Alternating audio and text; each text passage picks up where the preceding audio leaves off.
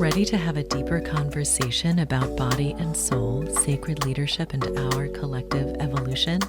Welcome to the Wise Body Ancient Soul podcast with me, your host, Charisse Sisou.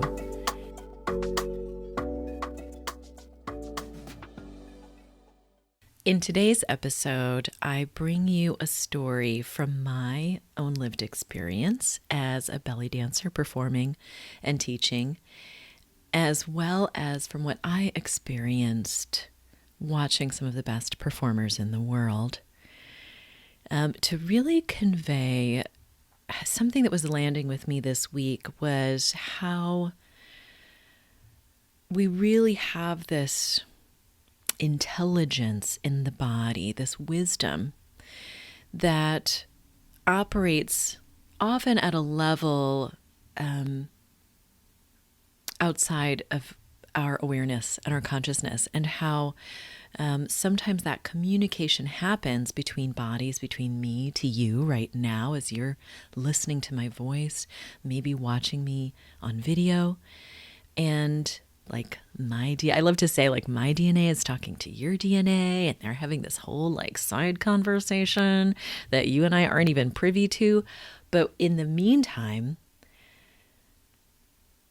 codes are being exchanged, and this is how we inspire each other. This is how we move each other. This is why you can be, watching something on the news or in Netflix or what have you, and be moved to tears or get angry, or the way that we can touch each other it's through our senses, and our senses are filtered by our bodies, right? So I was journaling about this morning, and what dropped in was this story that I had been working on, sharing this experience of what I receive, not only, as an audience member for just some of the greatest performers, but also having experienced some of the same exchange of energy in ceremonial dance. There is in Egyptian culture, there's this women's dance or a ceremony that's called the zar, and this is an old practice. Many amongst the educated set would call it backwards, right? And yet, still to this day, if you are having really any kind of issue, it's very interesting. It's there's a betrayal, or there's financial issues, or someone is sick, and it'll be it's time for the zar, bring in the zar, and they'll bring in the drummers and bring the women together, and they will dance for hours to this particular rhythm. And it will, those who are moved to dance will move. And it really puts one into a trance state, and magical things happen, right? And so, having experienced this, having spoken to, some of my teachers who have had this experience, I brought some of these elements together in this story. So to frame it, it is nonfiction. It's semi-autobiographical up until the end, where I'll share what is a true story that was relayed to me by Sahra Saeeda, one of my dance mentors. She's a dance ethnographer, historian, anthropologist, a well-respected researcher in the field, who had just a really unique and amazing opportunity to work with some of the best and brightest in the Egyptian dance world under very special circumstances. And I hope to have her on a future episode to share some of that, because it's really this mix of synchronicity, right timing, just amazing ways that the stars aligned so that she could have that experience and really get a window as an American dancer, right? California-based dancer, getting such an intimate peek into the Arabic dance world. So it was part of her certification course, Journey to Egypt. And she shares this story of women dancing on a moonless night. And that part is true. And then I take my experience and I paint a picture based on my experience. And that's where my imagination / intuition comes in. So without further ado, I'm going to get started with that story. World-renowned Cairo dancer Dina was teaching and performing in Chicago for the first time. And true to Egyptian time, her solo show had begun hours after its scheduled start, long after the show in which I had danced in for the performer myself. I'd skipped the banquet dinner to save money and had been drinking the freely offered ice water as we waited for the prima donna to begin. Hence my predicament. Since the show started 30 minutes before, a growing but insistent pressure on my bladder had been stealing my attention. Glancing around the room, I met the panic-stricken gaze of more than one dancer in the audience as we realized that there would not be an intermission. More than one of us desperately needed a break, and not one of us wanted to miss a minute of what was happening on stage. Famous for her frequent and stunning costume changes, we know that our only chance as an audience would be to coordinate our pee break with her next transformation, which heartbreakingly only gave us a few minutes. We later learned that her impossibly lightning-fast changes were only possible with the aid of multiple sets of hands backstage, quickly removing and replacing costume pieces amidst rapid-fire cursing and praying in Arabic. Finally, when Dina dashed off stage, she would literally dash out. She would like run and jump off stage for her next costume change, right? A handful of us jumped out of our seats as if on cue. We made a break for it, running full tilt toward the nearest restroom, high heels muffled by the carpet underfoot and cocktails dresses flying. You have to imagine, like, many of us were still in our stage makeup from earlier. So we're in our finery and we are booking it, like a sprinting in a marathon. As we hustled down the blandly appointed hallway, my face flushed with more than exertion. I kept reliving the fiasco of my performance earlier that evening in front of Dina. I kept spinning to myself. A studio owner friend had choreographed a sassy Malaya left for herself and a few of her most advanced students, and at the last minute, her right-hand dancer canceled. I'd agreed to sub for her and quickly picked up the choreo over a few late-night rehearsals. The Malaya laugh is a theatrical dance named for the Malaya, a large black shawl that the women of Alexandria used to cover from head to ankle at the time the dance was popularized, I would say back in the 1950s. Meant as a modesty wrap, the Malaya could also be artfully hugged to one's curves to advantage. In truth, the way the dancers, so in the theatrical dance, right, which is a total departure from actual folkloric dance. There is no Malaya dance in Egyptian culture. It was something, he's called the grandfather of modern Egyptian dance, Mahmoud Reda, when he went about the countryside collecting folk dances to bring to the stage to help shift some of the, at that time, the dancing in Egypt was, the folk dancing was seen as a great embarrassment. And there was lots of shame around it as a culture, as a nation. And he was really determined to elevate the dance and bring it to the world stage in a different way. And so he went around the countryside and collected dances.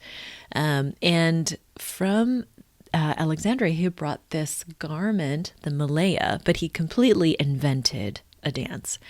And even the costuming underneath is this little ruffled number, right? That would not be, in reality, if you were to go to Alexandria at the time, most likely what would be under the Malaya would be like a galabaya. It would be a kaftan. She would be covered from head to toe. But we're talking 1950s. Mahmoud Reda was also a star of screen. He was inspired by Gene Kelly, Fred Astaire, lots of Western dancers. So he would bring in ballet posturing. He would bring in,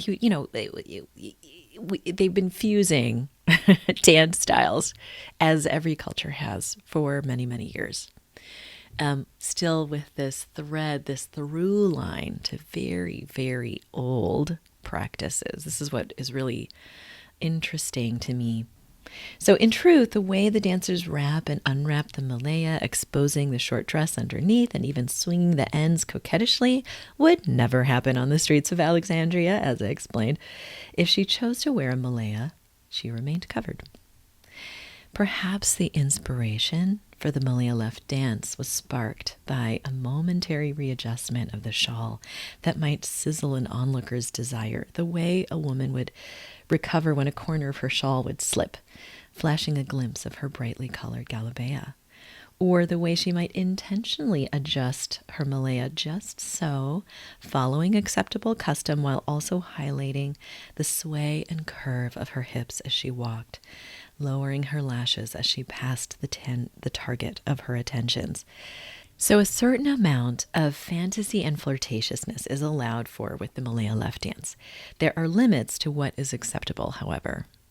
I was still early enough in my dance career not to have learned a cardinal rule of performance. Don't debut a costume on the night of the performance. It sounds so logical, right? But I was so just focused on trying to catch up and learn the routine, right? Do a run through in full costume. And for God's sakes, at least try it on before you show up to the gig, right? So, being so focused on learning the dance, I never tried on the ruffled, stretchy dress that sat in the bag Monica handed to me at the first rehearsal. So imagine my shock when I put it on and the dress barely covered the essentials. It was so short, it was more like a tunic than a dress. I had forgotten how much more slender the dancer I was replacing was than me, and I had totally underestimated how my curvier hips and butt would change the fit of the dress. My mind reeled. I can hardly walk in it and maintain my modesty. How will I dance with it? I looked at the other ladies in my group, and all of their dresses reached nearly to knee, and for Monica, all the way to mid-calf. I was the only one with so much leg exposed. Backstage, the shocked and judging looks from other dancers gathered from all over the country to celebrate Dina's visit told me everything I needed to know. I had passed the limits of propriety. All my body shame came right to the surface. At that time, I never exposed my thighs. Not at the beach, never. Years of sidelong glances and comments by my mother, whose slender legs stuck straight down from a tiny flat butt, and growing up as the weird, curvy anomaly compared to my much taller, slender siblings. Thank goddess, the costume included a netted mask. It would be harder to identify me among the audience members after the show. At least that's what I told myself.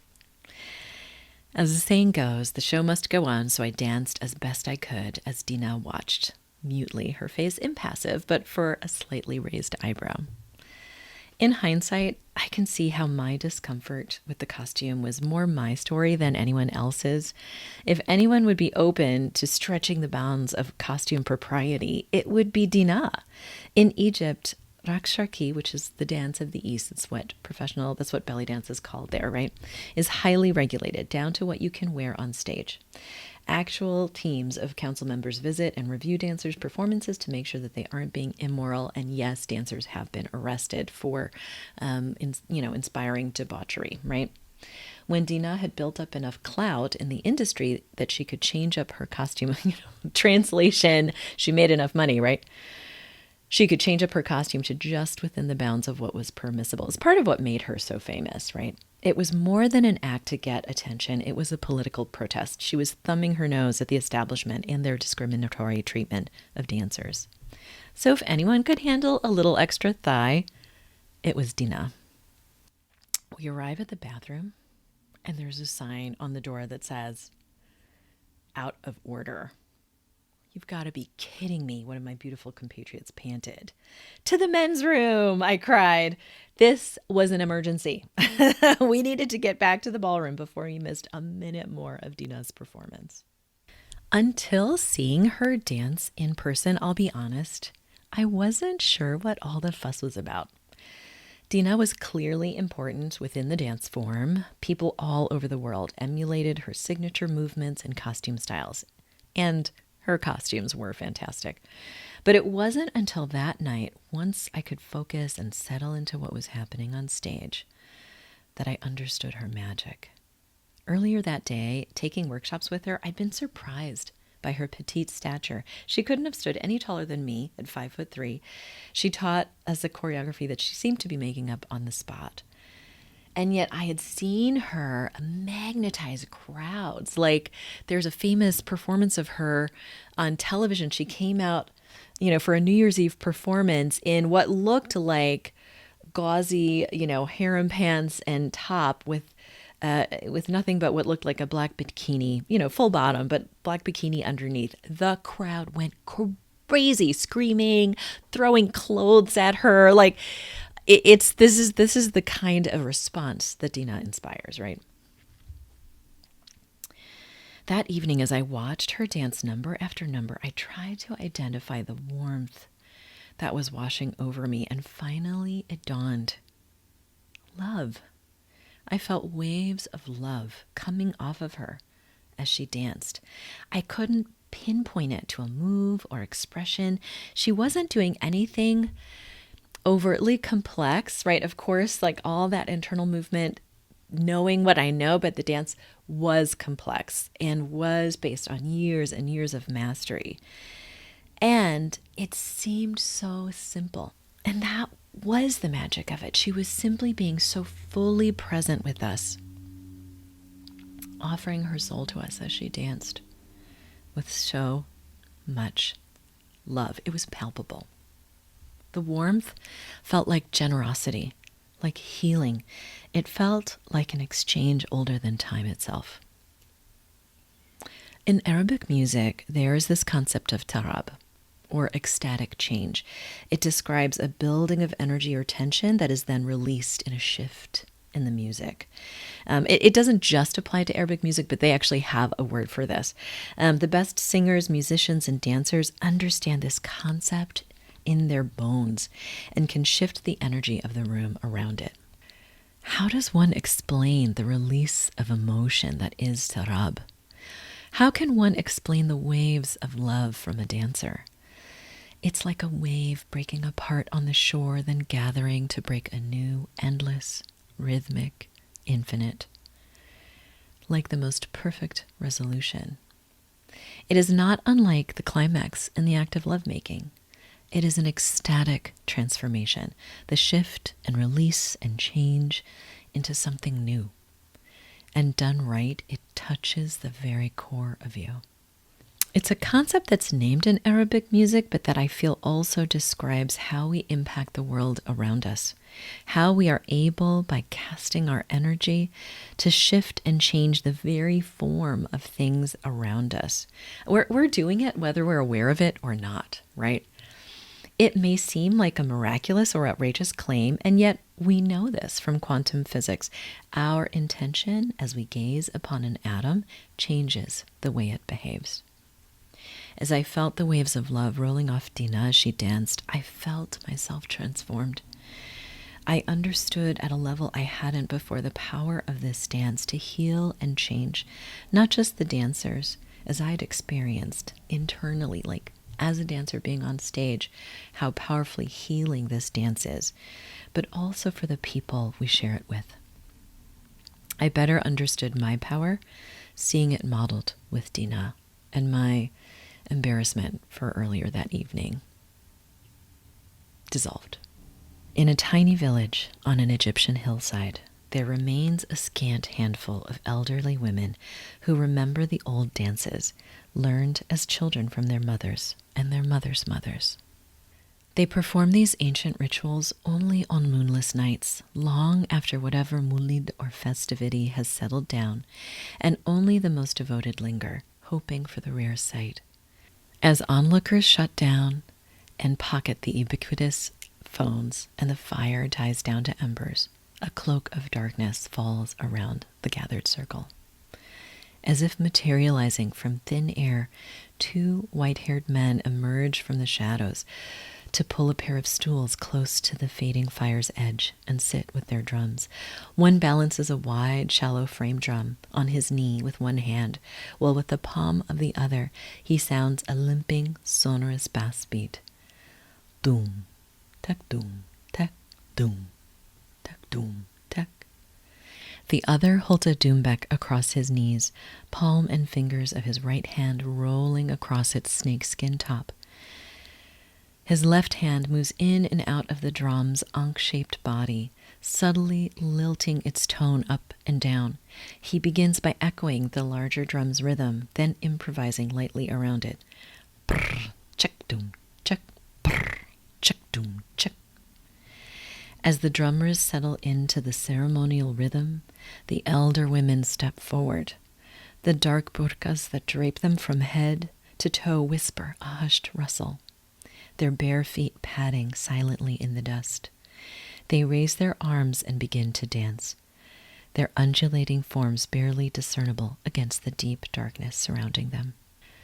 As their hips twist and tremble, as one bends at the waist and another sways, time rolls to a stop, its movement halted and its illusory nature revealed.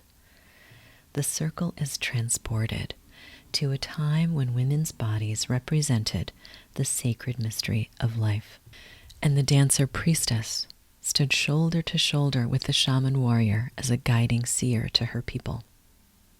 Then it was understood that her song and dance thinned the veils between worlds, allowing unseen wisdom and energy to be channeled through her body, healing and activating anyone within reach of the transmission.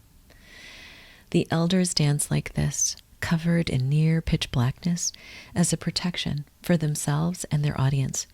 If officials get wind of the illegal display, any witnesses would be able to say to their interrogators, "I couldn't say who was dancing. Sir, they were covered, and it was a dark, moonless night." Of course, they know exactly which of the town's elders hold the threads of ancient wisdom, preserving them through the present. Each woman's burqa is individual and unique to her. The hem of Fatma's is embroidered with little flowers, while Shahina's veil has a gently scalloped edge. Saeeda has been old for as long as anyone can remember. No one knows her true age. But when she moves on these nights, her body is like a young woman's. But to protect the sanctity of this ritual and the women who risk their freedom to perpetuate it, all tacitly agree to this farce. One young man, standing a bit back from the small crowd, covers his eyes, unsure how to respond to the uninhibited pelvic circles of a woman old enough to be mother to his grandmother. He's confused, for his imam has drilled into him that a woman's physical body is dangerous and distracting to his pious devotion to the Prophet. And yet, all that he feels rolling off the joyously dancing woman is pure, unconditional love. In wave after pink-colored wave, so palpable he could swear that he tastes rose petals, that unmistakable fragrance filling his nostrils. Humbled, he drops to his knees. A young woman, holding a sleeping baby to her breast, begins to quietly weep, the grief over her mother's passing, that had been held like a brittle leaf under a stone heavy on her chest, has suddenly, inexplicably given way. Her sister takes the now fussy infant from her arms so she can freely rock to and fro, now holding herself as her sobs break free in loud, open-mouthed wails. Two men, one with the unmistakable salt and pepper of age, and the other with a few scant hairs of silver glinting in his beard, had carefully attended the evening's event. Arriving separately and at staggered times, they avoided any but momentary eye contact as they purposely wove their paths not to cross. As the women dance, under cover of the moonless dark, they sidled toward each other, inch by inch, eyes never leaving the undulating forms. When finally each felt the warmth of the other through the cloth of their sleeves, one rough cotton and the other fine silk, their fingers stretched, curled, and intertwined. Hand in hand, the lovers' heads tilt toward each other, feeling the energy of the dancers gently wash over them, releasing the shame they've been taught to feel about their love and overwhelming them with love and safety.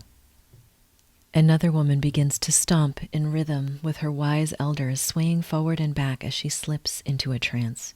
Several of the women near her close in around her in a protective circle, providing a screen of privacy, as well as their own encircling arms, so she doesn't inadvertently fall or hurt herself.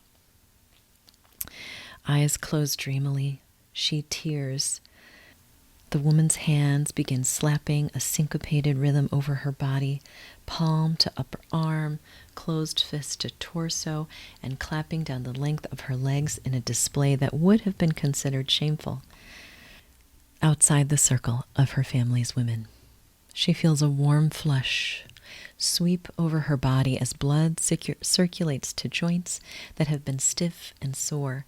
They prickle and fizz as if the stars themselves have entered her bloodstream. Later, she will have no memory of her instinctive dance, nor will any of the women who closed around her protectively ever speak of it. The woman will notice that she is able once again to bend and kneel, and during the next call to prayer, she is surprised as she lifts her shawl to drape it over her head and around her shoulders, that her elbow no longer twinges with pain. I've experienced firsthand the power of this dance to heal and move my body as the dancer and performer, as well as influence the people within earshot. And that's what I was hoping to bring forward in that story today. And I hope that you enjoyed this flight of fancy and fantasy and reality with me. What are your stories? I want to know. What does this spark for you? What instinctive memories does this spark for you? Moments of inexplicable, right? Awakening, healing, inspiration because of something that you saw or heard or smelled or spoke. This can be a very powerful alchemy when we read something and then say it aloud, and how that lands in the body can really awaken us and bring forward what we next need in our soul's growth, in our life's path, in our purpose's path. Not to be confused with porpoise's path. Our purpose, our business, our life, our relationships, it's all this sort of constantly evolving and expanding growth trajectory. And right here, your body is the key. So yes, I would love to know what stories did this spark for you? What memories that maybe even lay below the level of consciousness up until now. I look forward to hearing from you. Thanks for joining me on Wise Body, Ancient Soul. I hope it reminds you how powerful and magical you truly are. If you're looking to connect more deeply with the wisdom your body and soul carry, it would be my honor to guide you. Check out my website to learn how else we can play together. And if you feel so moved, kindly subscribe, rate, and review this podcast so more juicy light bringers like you can hear these transmissions. Here's to your joy and wild success. From my heart to yours, I love you. Take what you need and pass it on.